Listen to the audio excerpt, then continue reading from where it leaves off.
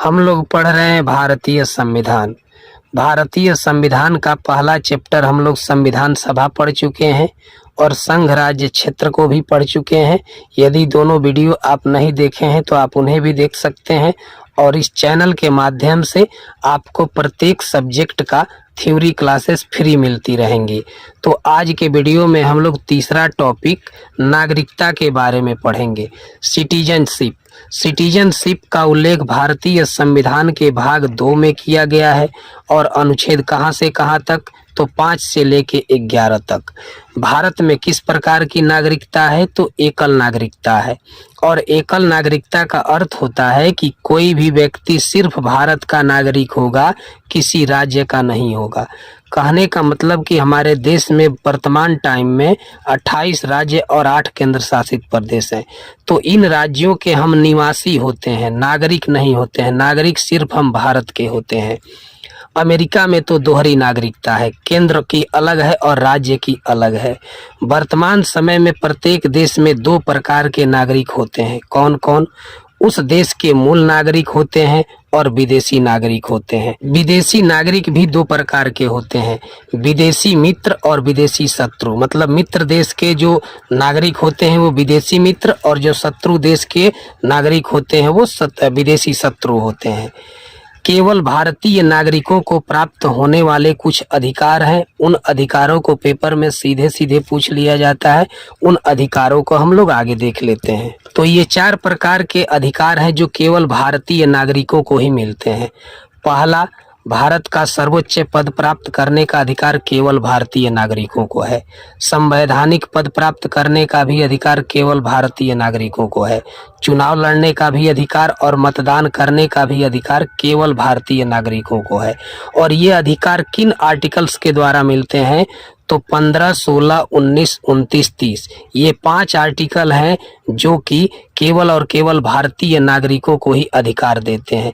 याद रखिएगा, पेपर में पूछ लिया जाता है कि निम्नलिखित में से कौन सा आर्टिकल विदेशी नागरिकों को प्राप्त नहीं है। नागरिकता के संदर्भ में कानून बनाने का जो अधिकार है वो किसके पास है? संसद के पास है। संसद ने नागरिकता अधिनियम 1955 पारित किया था और इस अधिनियम के अनुसार भारतीय नागरिकता कितने प्रकार से ली जा सकती है? 5 प्रकार से ली जा सकती है। जन्म के द्वारा, वंश के द्वारा, पंजीकरण के द्वारा, देशीकरण के द्वारा और भूमि अर्जन के द्वारा। ये 5 प्रकार हैं जिससे कि भारत की नागरिकता ली जा सकती है। और नागरिकता का अंत भी हो जाता है। किन परिस्थितियों में नागरिकता का अंत होता है? नागरिकता से वंचित करने की शक्ति किसके पास है? संसद के पास है। संसद चाहेगी तो किसी का भी नागरिकता रद्द कर सकती है। इसके निम्न आधार हैं। क्या? युद्ध काल में यदि कोई भी व्यक्ति शत्रु देश की सहायता करता है तो उसको देशद्रोही घोषित कर दिया जाएगा और उसकी नागरिकता रद्द हो जाएगी। संविधान के प्रति यदि कोई अविश्वास रखता है उसकी भी नागरिकता रद्द की जा सकती है।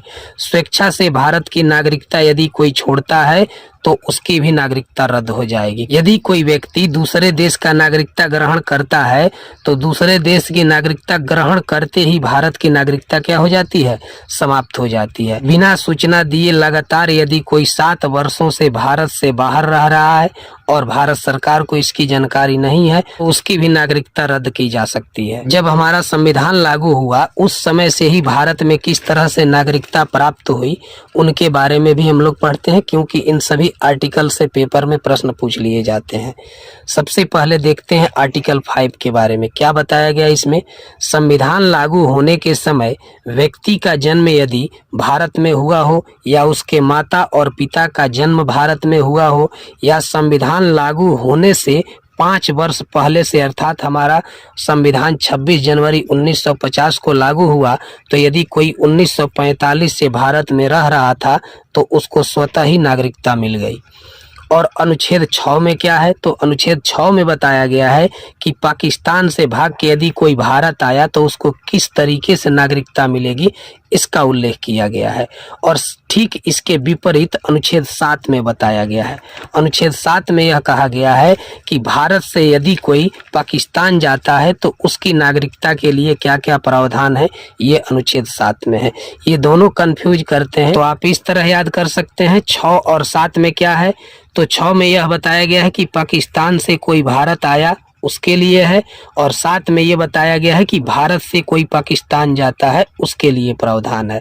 तो पहले आएंगे फिर जाएंगे, पहले आएंगे फिर जाएंगे, ऐसे आप याद कर सकते हैं। और अनुच्छेद 8 में भारत से बाहर रहने वाले व्यक्तियों के संदर्भ में नागरिकता का प्रावधान है। आर्टिकल 9 में बताया गया है स्वेच्छा से भारत की नागरिकता छोड़ देने पर भारत का नागरिक नहीं रहना, क्योंकि भारत में कैसी नागरिकता है, एकल नागरिकता है।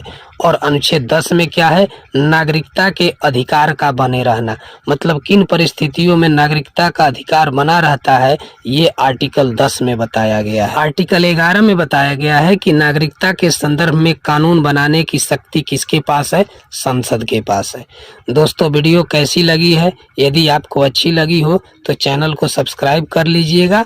अगर कोई भी कमी होगी तो कमेंट करके अपना सुझाव जरूर दीजिएगा। चलिए मिलते हैं किसी नेक्स्ट वीडियो में, तब तक के लिए बाय।